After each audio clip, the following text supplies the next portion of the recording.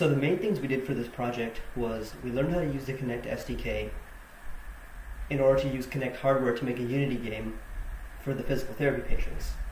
And the concept behind this game was to create a puzzle game that would be helpful for physical therapy patients, so that when they did arm motions and other exaggerated movements, they'd be able to perform their physical therapy actions in a way that's a little bit more fun and less boring than having to, say, lift their arm 100 times, as the Burn Center physical therapy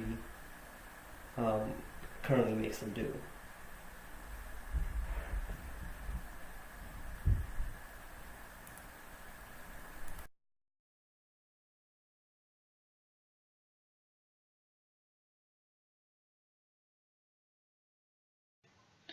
So for project reasons, why we did it.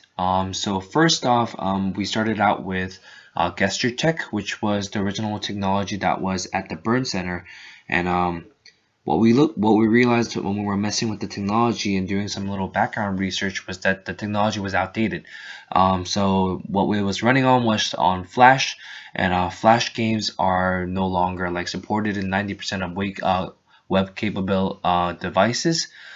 So we realized that it would be very difficult for us to not only code it, but for it to be long-term sustainable.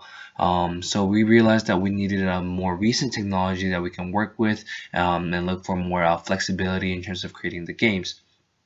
So as we're doing some investigation on motion sensing technology, we came to the realization that the Microsoft's Kinect will probably be the best device, just because it allowed for a lot of customization and flexibility with creating the games. And also Dr. Pozevsky owned one, so we were able to graciously borrow that and use that to create the games. Unity has a Connect SDK to develop the games, so what we did is we downloaded that and we used that as a platform for us to build up the games. We chose to create a 2D Unity game due to the ease of importing assets and a moddable physics system. We also chose to use the Microsoft Kinect because it already had built-in support with the Kinect by using the Kinect MS SDK. It was also very cheap and accessible, and it was easily portable.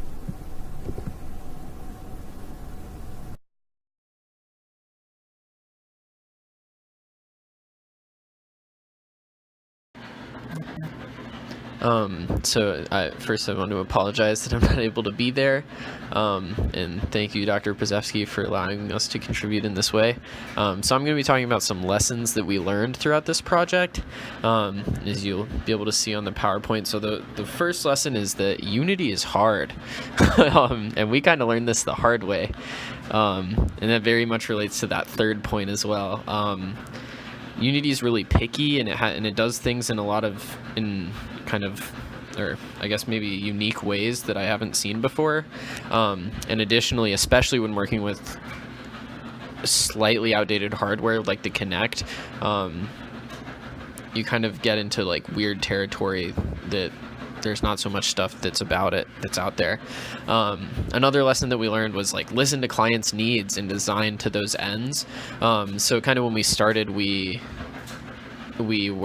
started and we like got all these cool ideas and stuff like that, and then we kind of lost, like in those cool ideas, we kind of lost sight of what the like end goals were for the client, which is like an efficient, easy to use product that's encouraging movement in the shoulders and elbows, and especially ease of use as a major goal. And we kind of lost sight of that, and so that was a lesson that we learned, is like we ended up getting back there, but it put us a little off schedule. And also building off that, be realistic and conservative when setting expectations. We got really excited at the beginning, and we had all these game ideas that were really good, and they're still good, but I think we kind of ended up setting some unrealistic expectations when talking to the client, and that was largely my fault, really. But definitely we learned like you got to be realistic and conservative, and so it's I guess the message matters a lot. So when you tell a client, when you set the bar, it's a lot it looks a lot better if you set the bar low and then exceed the bar than setting the bar high and then not meeting it. So the next one was passiveness doesn't work.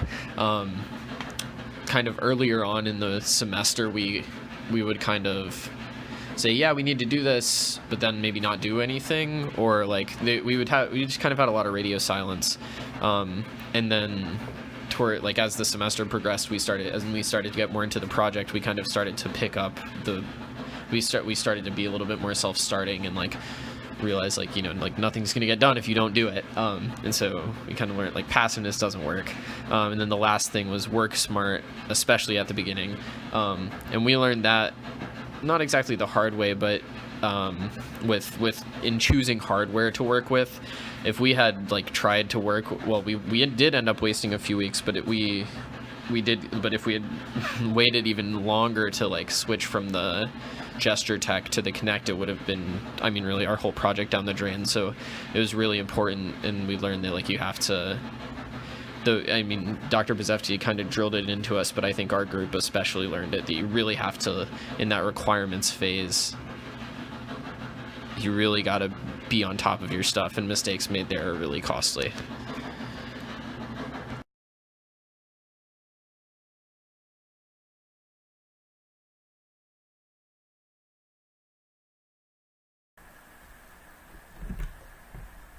And the things we would do differently if we could would be to keep more realistic goals with respect to game design. I think our group tried to implement a lot of features that we just didn't realize, you know, how long the game development cycle lasts.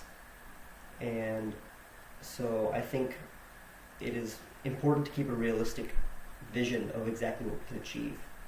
The other thing I would do differently is to use multiple Connect units so that we can all work on the project separately, because right now we only had one Connect unit, and it made it pretty hard for us to bug test and get the code working if one of us did not have the Connect. And the third thing that I would do differently is that I would manage our time more efficiently and make sure that we got all our requirements done when we were supposed to, so that we kept the flow of the project smooth.